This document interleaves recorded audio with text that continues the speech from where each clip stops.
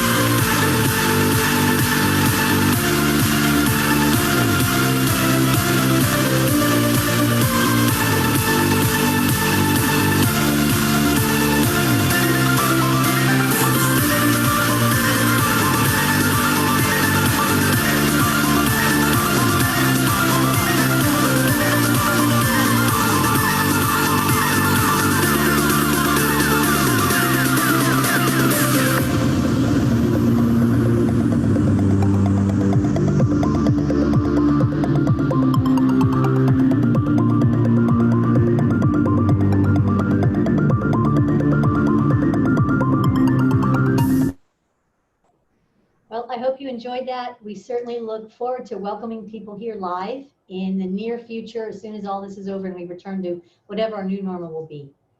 Thanks again, Janice, and thanks to everyone for coming out to work with CIASF today. Thank you so much, Tracy. Those are beautiful offices. You must have had a great general contractor. um, so I'd like to now turn this program over to David Blount from Foundry Commercial, who's our moderator for the panel. And David, if you could introduce yourself briefly and the panelists, we'd be very grateful. Will do. And thank you, Janice, and thank you to CIASF for giving me the opportunity to moderate. I'm glad I'm the one moderating. We've got some pretty heavyweights on the call here who are the experts in this industry, and so I'll be guiding them through some of these questions that I'm sure a lot of you folks on the phone will be interested in. So I'll just kind of briefly introduce each one of them, and then if they could just provide a little overview about themselves and what they do. First I'll start with Ford Gibson, my boss. Hopefully this goes well and I still have a job at the end of this, who will be on the line. And then we've got Mike Gomez with the Terracon group. We do a lot of work with, one of the best in the business. And then, Brian Sudduth, obviously with Miller Construction. I think we saw his office there in that video a few seconds ago. So before I get rolling, maybe Ford and Mike and Brian just give a brief introduction to yourselves and kind of what you guys do. I'll be real quick. Anybody that thinks Dave works for me, they don't know our relationship. He's a partner and he does most of the work. I just take the credit. So, and Dave, before we get too further, check our general conditions on the next deal we do with Miller's. Got some fancy digs in there. And I'm going to digress 1 second, but it's interesting looking at this call and how small the real estate industry is actually in South Florida. A lot of people on this call I've worked with before.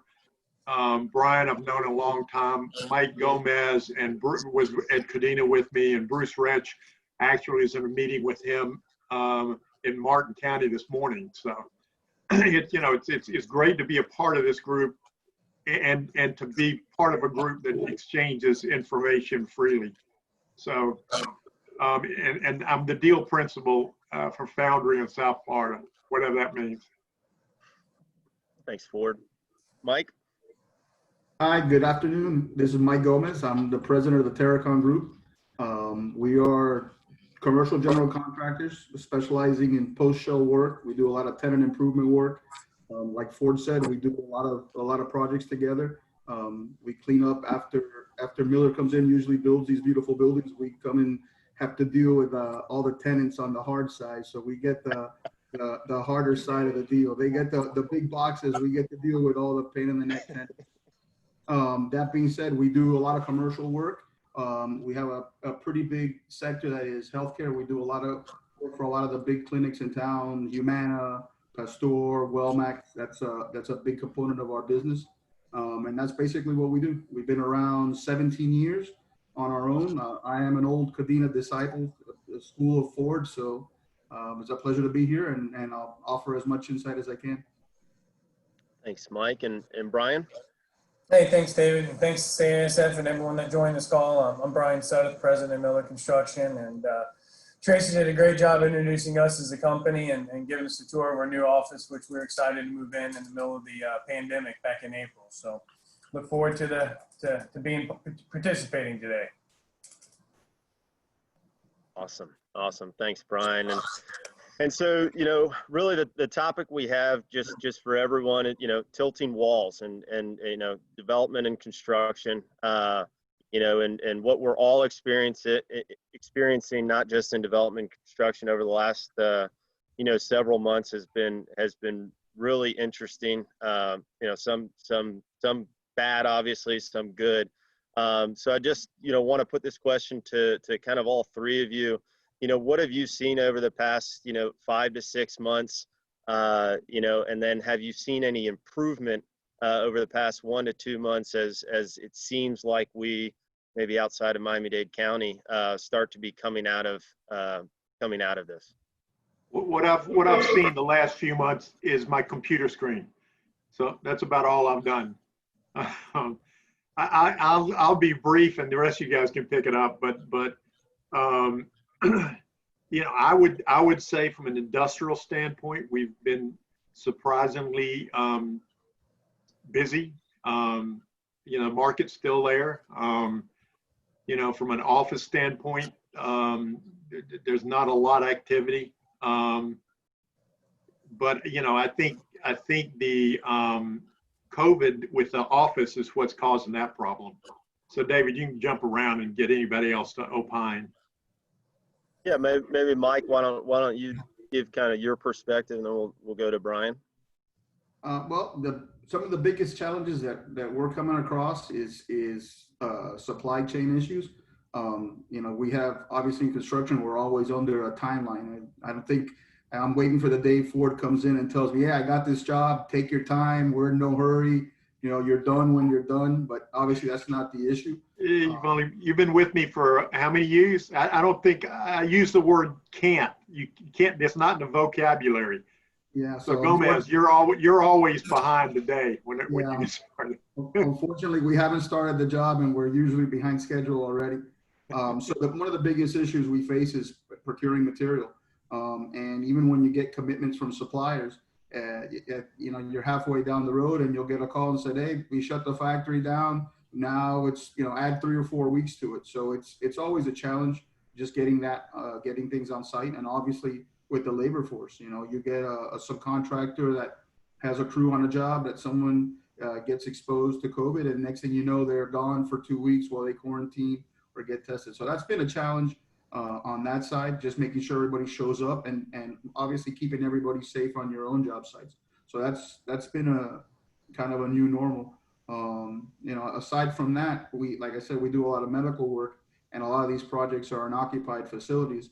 So we had a lot of projects that were 2-3 phase jobs, and as they shut down some of these centers, they wanted to take advantage of the downtime, and then everything became a single phase. So we've kind of been scrambling to get things done a lot faster than we had originally planned, just to get them open again and take advantage of this time. So it's been challenging. We've been very fortunate, like Tracy said, we've been very busy, so we kind of worked through it. But it's had its challenges. It's definitely been a different market. Brian? Yeah, Dave. I mean, the past 6 months ago, you know, was pretty scary, you know, for us at least. You know, we were on 3 different jobs, 2 in retail, 1 at an office building that we completely demobilized our staff from. And 2 of those jobs are still shut down to this day, and 1 we were able to demobilize on. And we saw a few others that were going through permitting that were expecting to start, that the owner completely put the brakes on. And what we've seen here over the past 6 months is all of those jobs, anything that was in permitting is moving forward now. We've executed a contract on. We've remobilized to 2 of those jobs that were there, and 1 continues to stay parked on the side, and it's an office project. And I think they're just trying to figure out, you know, how that market's going to change. However, though, in that 6 months, we saw some new opportunities arise, and any project that really was shovel ready, no matter what sector, it seemed like it had the momentum it wanted to move forward. You know, what happens though is we are seeing less opportunities outside of the industrial. The industrial sector seems to be the strongest, providing the most opportunities for us, and even more so in the last month or 2. But, you know, we're not seeing that same thing, you know, with some of the other retail or automotive markets, which were, you know, a decent part of, you know, our company's backlog and what we were looking to do. So it started off pretty shaky. Things were getting put on hold and we demobilized, but thankfully, and we developed the great COVID protocols, which I'm sure we'll talk about later, and we were able to successfully get a lot of those projects moving back. Very interesting. Appreciate that, guys. So kind of rolling, love to go to Ford, kind of from the developer perspective. You know, South Florida was at the top of its game, top of the market in terms of, you know, land pricing and rental rates. What have you seen from the developer side kind of over the past several months in terms of pricing and what you're seeing, you know, as, you know, projects we look at together? Well, I mean, that's usually that's a great question. basically what we're seeing in new development, it's hard to find money to do new development in industrial and impossible for office. And what's driving a lot of that is just nobody really knows the value of those projects because everything's changed so drastically in COVID. So nobody really wants to take a risk or a chance based on things they don't know that are coming. And you got the same issues when you're trying to buy existing product. Even though you got a strong market, people are concerned about what the exit is when you ever go to sell it. So, and fortunately for us, on the projects that we've actually got going, Miller's part of one of these, we've been able to, we got a construction loan quote before the virus, and the bank stayed with us, which was a positive. But it's as anything with development, when the money stops, usually the development stops. But we've been at Foundry, we've been lucky, and that's because of David. No, I don't think that's totally true. But we have been fortunate with some of our deals. But like you said, Ford, I think going to investment committee, in this environment is a little different than it was 6 months ago. So kind of going to jump over to Brian. Brian, you had alluded to it a little bit, but what has Miller Construction done to their job sites to address concerns with COVID? How is this impacting either construction schedule or budget or safety, obviously, as well? Initially safety, right? I mean, that was the top concern. How did we prevent an outbreak on our jobs? And when construction was deemed essential, that was huge. And so, we needed to make sure that we stayed essential. We got together with some of the local trade organizations and really politic back to state and local and local building officials, local government officials to make sure that we stayed, essential, creating our COVID job site protocols, having social distancing on the job sites, doing the face mask protection. I think our company, since COVID has started, about over 3,000, cloth face protection, either face buffs or masks such as this one right here. And the deal isn't it's to provide them to all the workers on the job sites. One thing you to have a hard hat, but face protection was hard to find in the beginning, and we wanted to make sure everybody had it and everyone had easy access to it, so there's no excuse, and that we could prevent the spread of this virus on their jobs. And you combine that with the social distancing, going through, having all of our subcontractors go through and check the temperatures of their guys, get clean health checks of their guys before we start the day, has made a big difference. We have had a few cases. In every single case of COVID on any of our job sites, it's only been one individual on a job at a time that has received it. And it did not spread to any others to our knowledge on any of our projects. And we've had that, we're operating on 12, 15 different job sites across South Florida. So I thought that was a real big, achievement for our team in the field and the staff, that they put together that initiative to prevent that spread. As it relates to schedule, I mean, if you have to be 6 feet apart, you can only have so many people in a room. You are starting to hear some of the subs talk about that lack of productivity. To a certain extent, the market slowed down a little bit, so manpower is a little bit easier to find, and better manpower as long as everyone stays healthy. We haven't had any issues achieving schedules, but you are starting to hear a little bit about some lack of productivity from the average worker on the site. So from our perspective, COVID's been a challenge, but just like anything, you adapt and you get better at it and you get strong and you move on. And that's what we've been able to accomplish. Appreciate that. Really, really interesting feedback, Brian. Mike, from your perspective, obviously, when we work on these projects, we don't get free rein, and we've got to comply, with city and municipalities.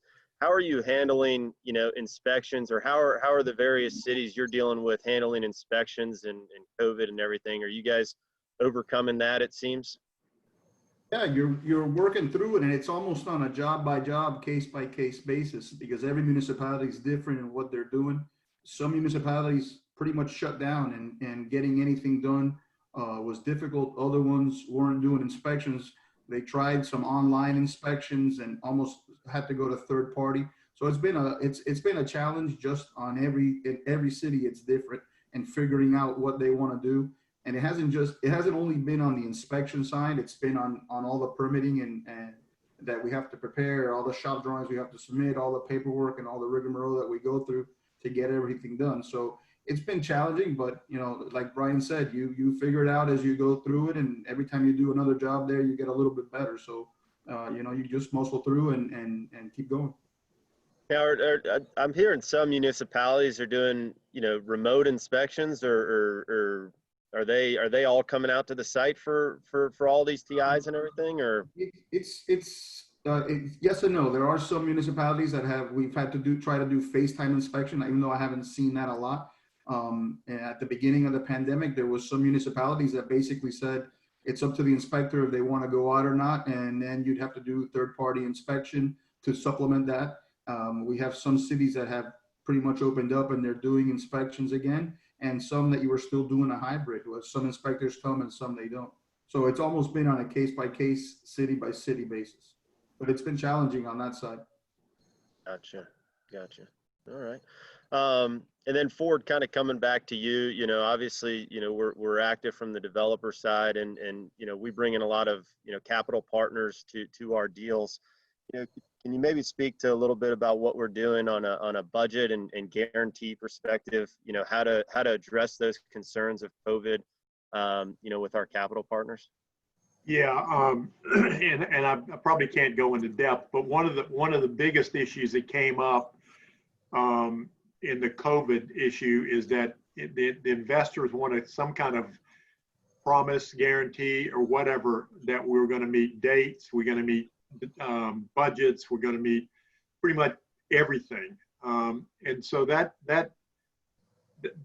was a challenge. And David, I may be getting out of sequence here, but we basically came up with it, worked hard to come up with an agreement that sort of passed things back and forth, and we've been successful at navigating those COVID contingencies with the investors.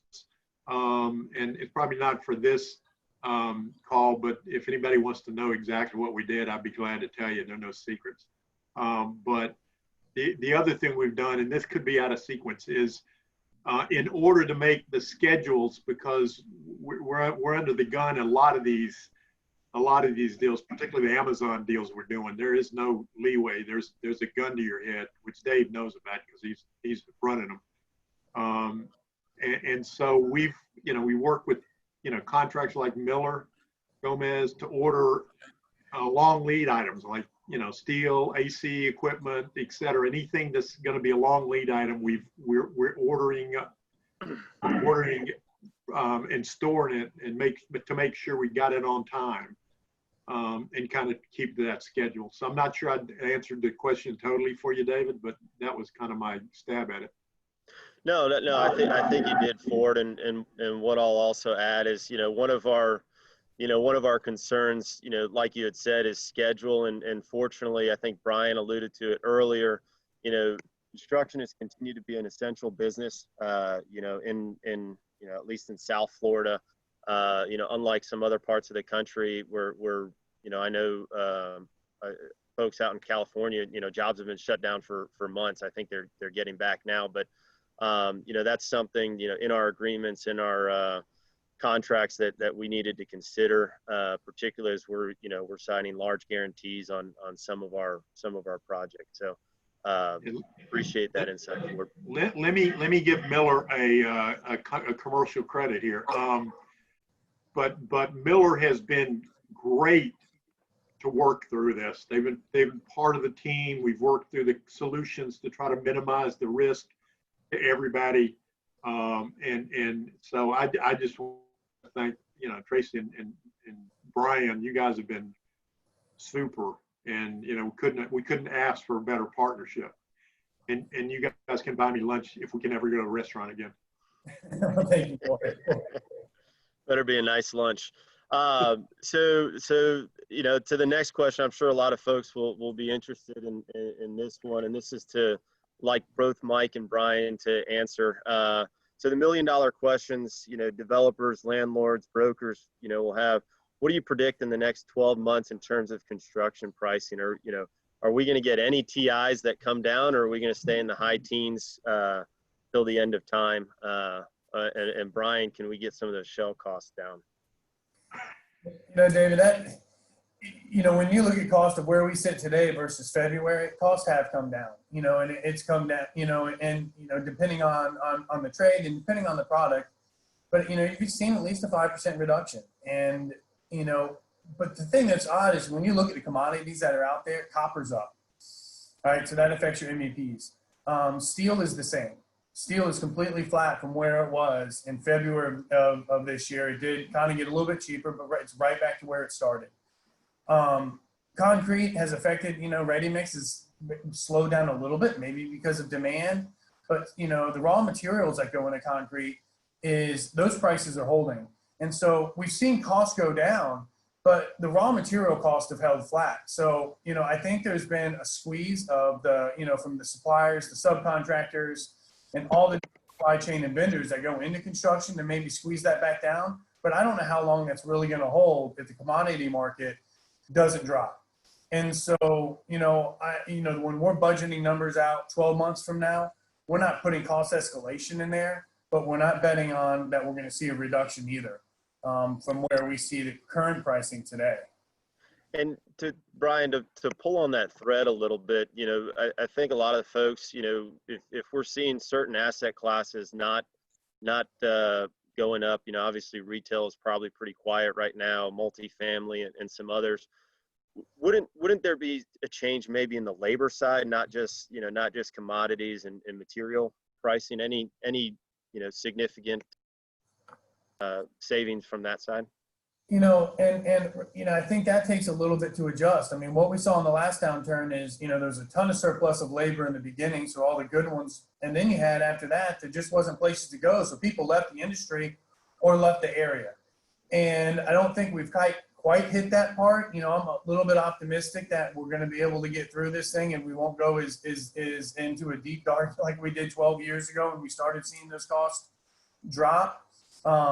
We haven't quite seen the labor cut back. I haven't heard from subcontractors that have, dropped their carpenters or whatever the subcontractor is, drop his pay rate to their people. And that's what they did last time. They dropped it, as much as 20-25% to try to, keep people working and be more aggressive going after work.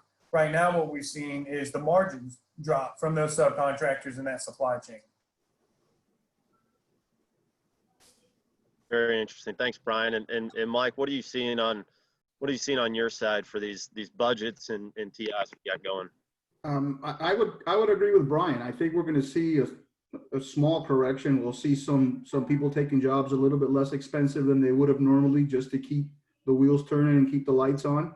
But all in all, material prices haven't come down. I haven't seen any significant change when we put jobs out to bid. Again, we're kind of market specific. We deal with the same market, and a lot of the subs we deal with are specific to that market, and the guys on the industrial side are very busy. I mean, I'd be curious on the retail side. We don't do much retail, so I'd see what they're coming up with. But I think we'll see a short correction in terms of prices coming down a little bit, people being a little bit more aggressive. But I tend to be optimistic as well. So I think prices will kind of remain where they are. Maybe we won't get as big a jump as we've been getting the last few boom years, but all in all, I don't see a big downturn in pricing. David, for the good news for the development community though is there has been a slight correction, and the past really 10 years before this, you've been getting 5% increases every single year. And so, so I think the good news is, at least for the short term, those increases are done. And I think, with the slight, maybe correction of the decrease, it's going to hold for a while. All right, I'll hold you to that, Brian, next budget you send me. We'll stick with Brian and Mike. I mean, just kind of what are you seeing in your backlogs and in your pipeline? I mean, obviously it sounds like you both are busy. I mean, are you seeing, that outlook, you pricing the same number of jobs, putting together the same number of budgets for owners and landlords? I mean, our pre-construction department in the month of June was probably the slowest it's ever been. May and June. And I say ever, but, within, past 10 years. And I think it was just because there was just so much uncertainty and people really didn't know what to do. And now it's starting to ramp back up. We're starting to expect some jobs that were kind of on the table early in the year come back for us to restart budgeting on those projects. But almost every project that's come back to the table outside of the industrial sector is being scaled way back. Where, they had an all-in development, hard cost deal, 25 million. They want that at 15. If it was at 15 before, they want it at 10 million. You've seen some very big peeling back of jobs where it might go from 4 stories to a 2-story type of development deal, as there's just a little bit of uncertainty with some of the clients that are moving forward, so they don't want to go as big. And that's really what we've seen everywhere outside of the industrial sector. The industrial sector has really been, at least the gym and our backlog from where we established it back in January, we thought we're going to probably end up a little bit lower this year than we expected. And it's going to go from probably 35% of industrial to 55% of industrial. And we see that holding into 2021, where in the past several years, we've always had 1 or 2 office buildings.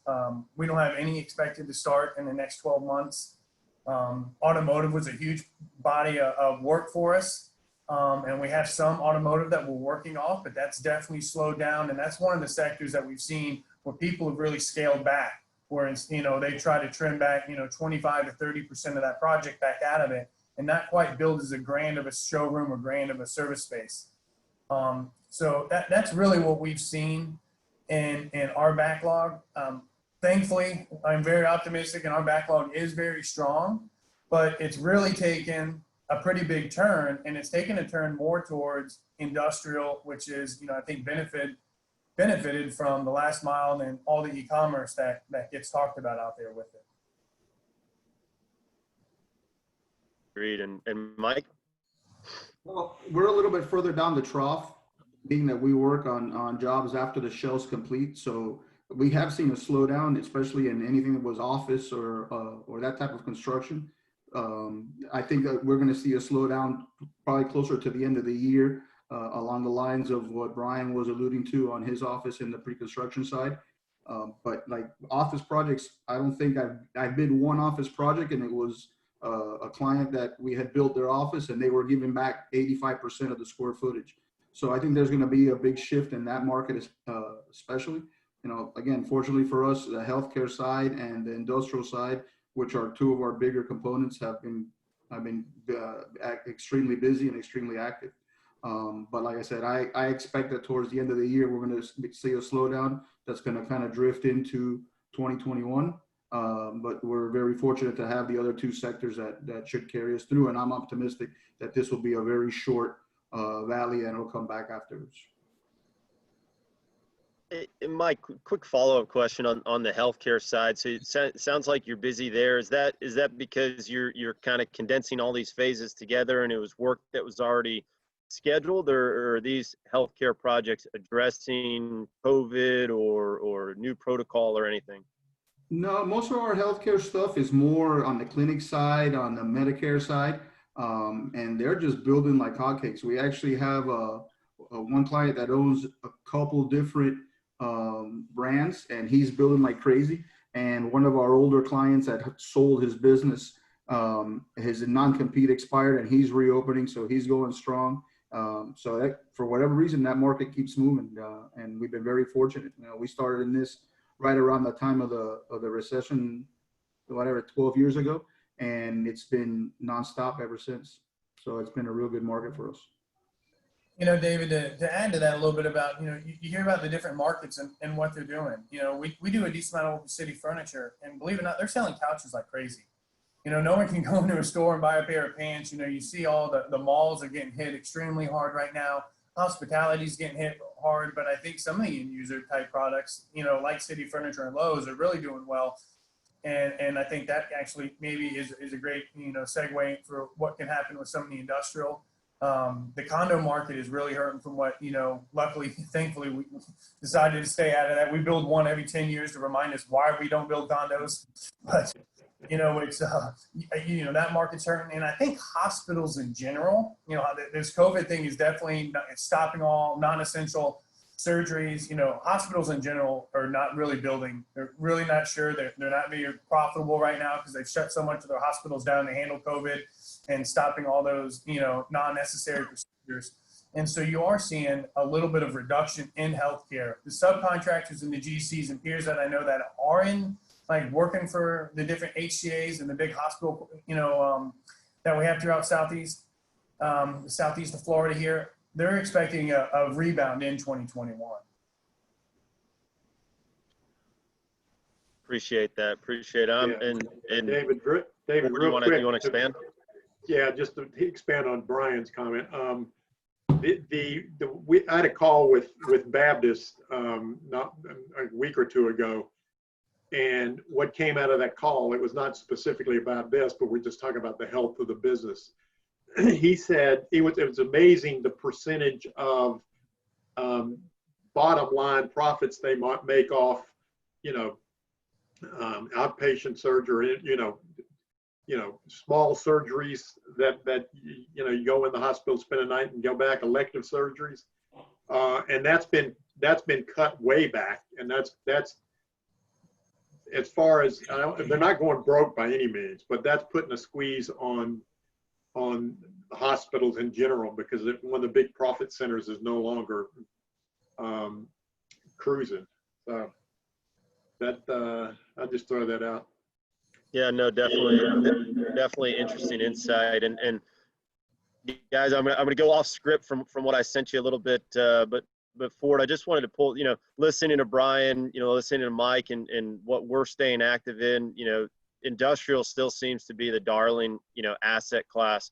Can you maybe speak to a little bit of why we think that is, and that outlook over the next few years?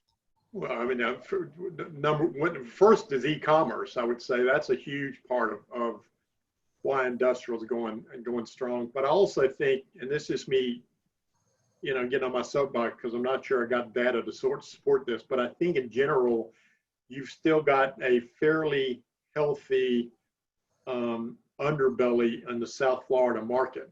While the cruises aren't going like they were, you still got the cruise industry. Tourism isn't going like it was.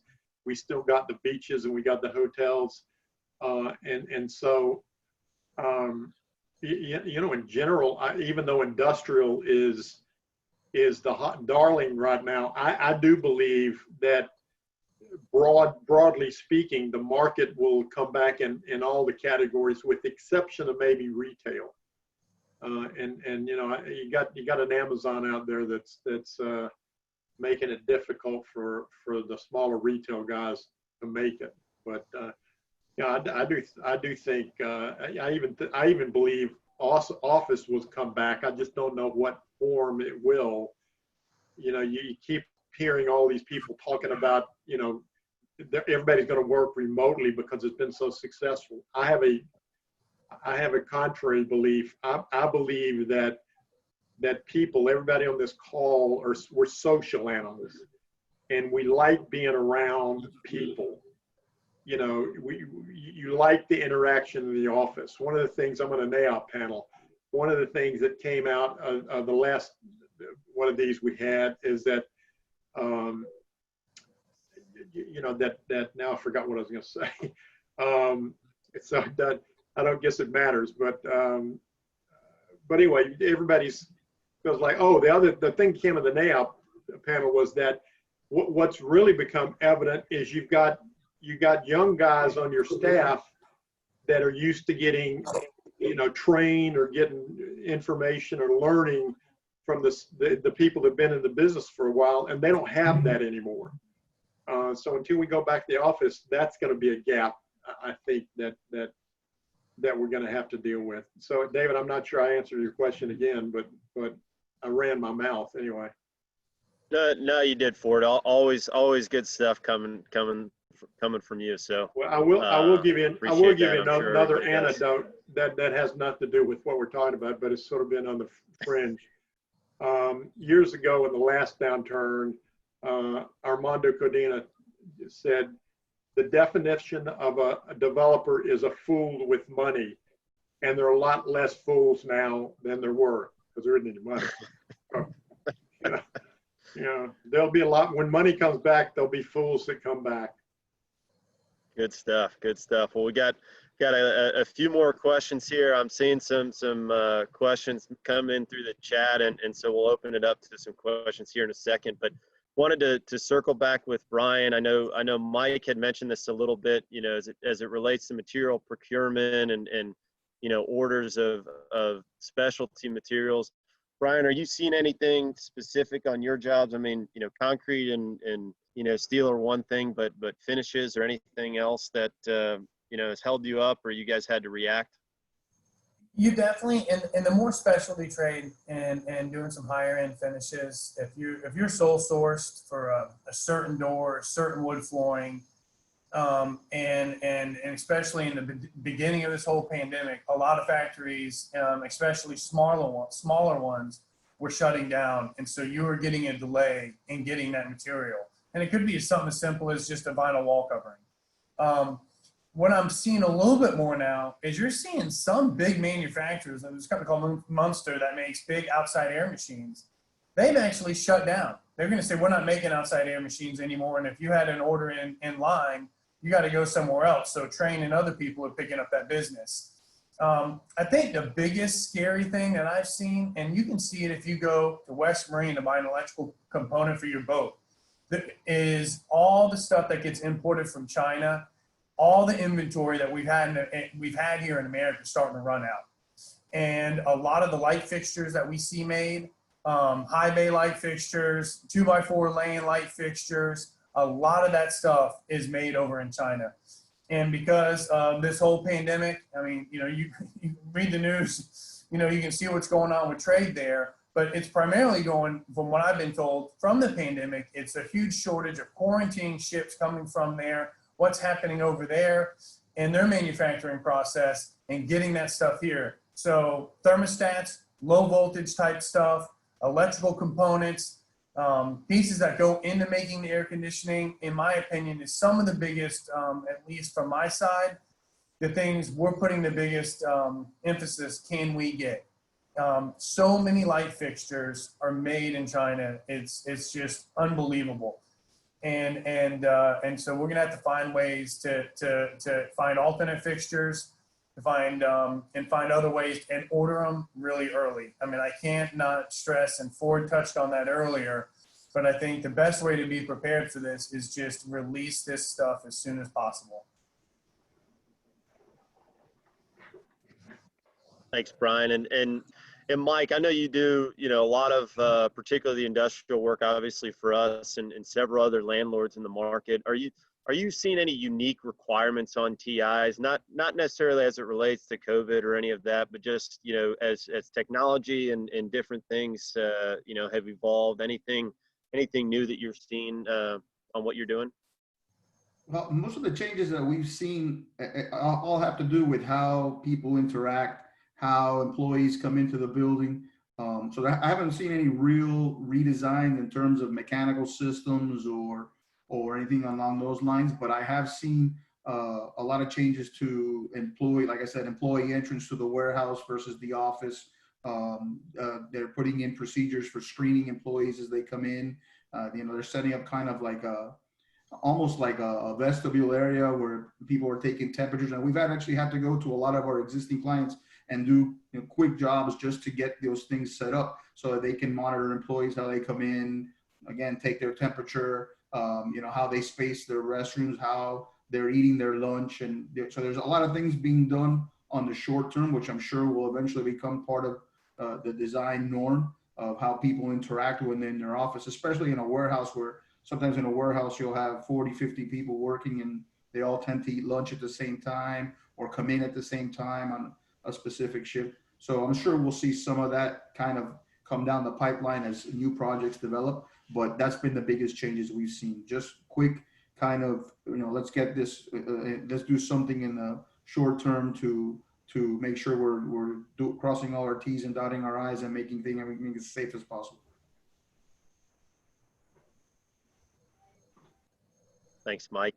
And Brian, I know you're working on a few different projects. You know, Ford had mentioned, you know, obviously the e-commerce boom. A lot of folks out there saying, you know, COVID, you know, accelerated us into that transition with everybody working from home, ordering packages. Can you speak to a little bit about what you're seeing on the construction side of things for that? I know a couple projects you're working on out there.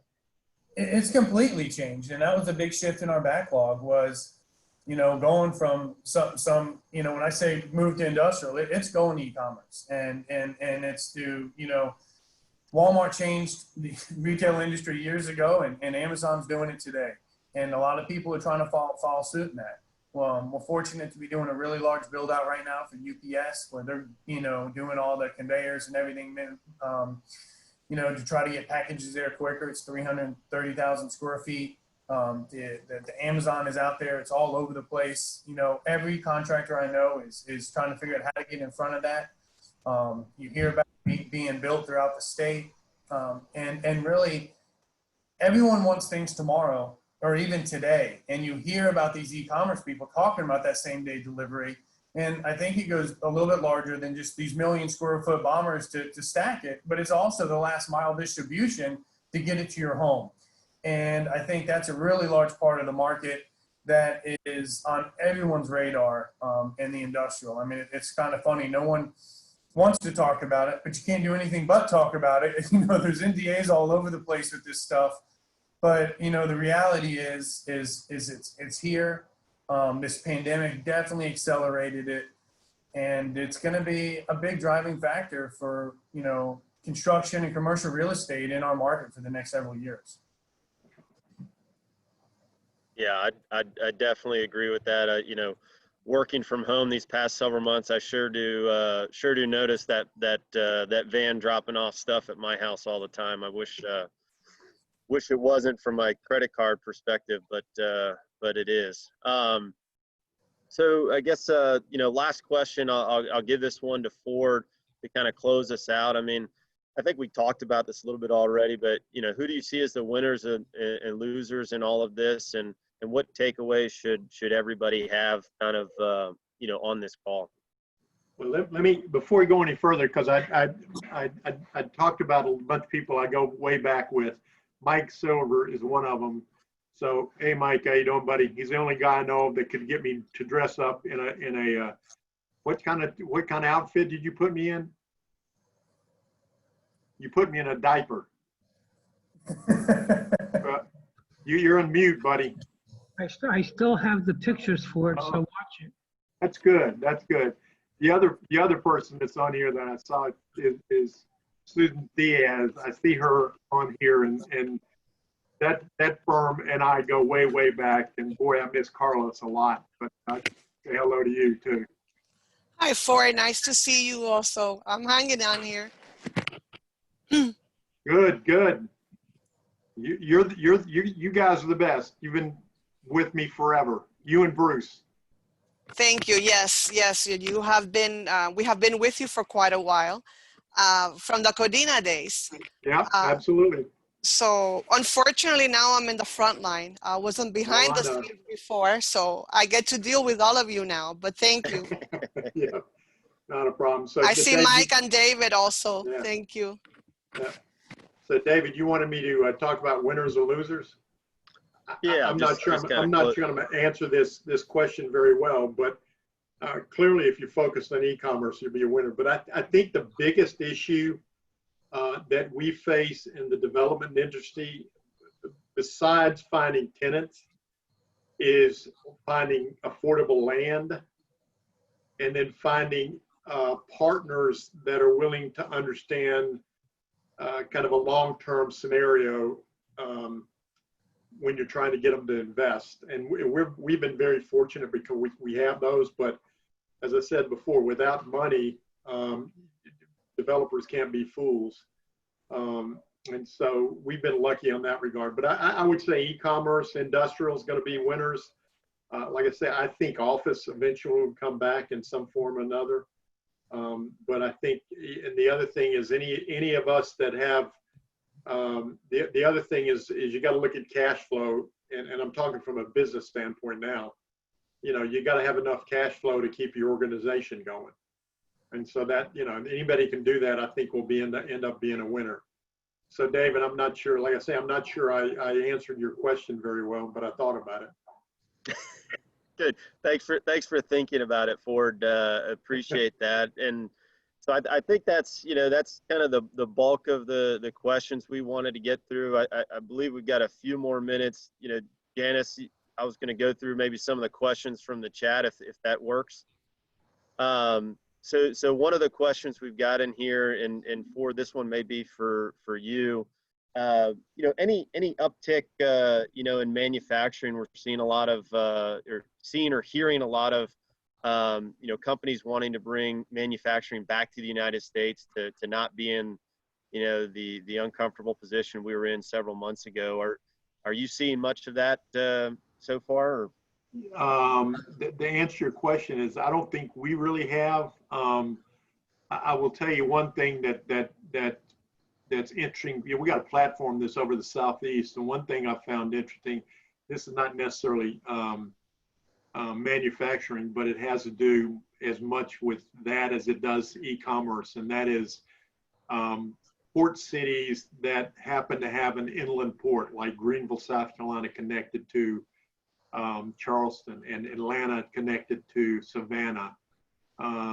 Those, and that's industrial, but those seem to be doing really well. And so, David, cue me in. What else do you want me to say? No, that's perfect, Brian. Yeah, maybe to You wanna add to jump that, in? you know, one of the things that we've seen and started to see isn't so much shipping the manufacturing back to America, maybe some assembly to America of some of those products. But I would also say that I think a lot of the people are looking in other, you know, countries, you know, whether it be Latin America, whether it be other locations in Southeast Asia, to manufacture their same products that we've always relied on and coming from China. And Yeah, go ahead, Brian. I'm sorry. I think that's where a lot of that could be heading from the manufacturing side. But I do think with that as well as assembly in some of the, hopefully in some of the industrial deals here locally is going to be there. Yeah, I think you're seeing that in some of the inland ports I'm talking about. And I will tell you that we didn't get this deal, but we were chasing a deal in Charleston, and there's a BMW plant and a Mercedes plant and a Volvo plant all in that area. And the number of suppliers that are locating there are big. And what's interesting is that all three of those manufacturing facilities, and actually one of them's in Greenville, all of those manufacturing facilities have a radius that requires the suppliers to be within. So if it's a 50-mile radius, that supplier cannot be outside the 50-mile radius because they try to meet production schedules. So I mean that is one thing that we're seeing, not necessarily seeing in South Florida, but we're seeing as a Foundry platform. Yeah, Ford, I think to expand on that, like you said, you know, not necessarily see it in South Florida because, you know, with some of these things, we're the end of the road. So if anything is manufactured or assembled here, then it's got to go north and out of South Florida. But I think there are some components that we can still capture, you know, capture down here. You know, one other question I see in here, you know, Mike, you know, from your side and we talked a little bit about inspections. Are you doing a lot of private provider inspections to kind of account for, you know, no municipalities or you seen much of that?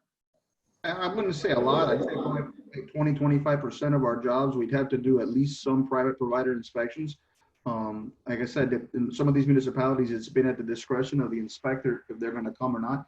So a lot of times we would schedule an inspection and they would tell you, hey, we're not coming out. They gave you a couple different options of what you could do. So we work very closely with a couple of the guys that do private provider. Some of the jobs that we work on, they do almost exclusively private provider, depending on the municipality. So it has become a lot more prevalent than it was before. And I think it's something that we'll see more and more of going forward. Appreciate it. Appreciate it. Well, I think we hit mainly all of the highlights. Once again, wanted to thank our panel for Mike and Brian. Really appreciate all the insight, and thanks again to CIASF. Janice, I'll hand it back to you if anybody wants to have a question, not through the chat. Happy to maybe answer those, but I know we're coming up against it. So David, thank you for your great job as a moderator, and to all of our panelists. Thanks to everybody who participated. If you're not a member of CISF, we'd love it if you got in touch with us, and we can talk about how our organization can contribute to your business. If you are involved and you'd like to talk about how we can give you more benefit for your membership or sponsorship, channels are open. And I'd like to thank everybody again for the great session.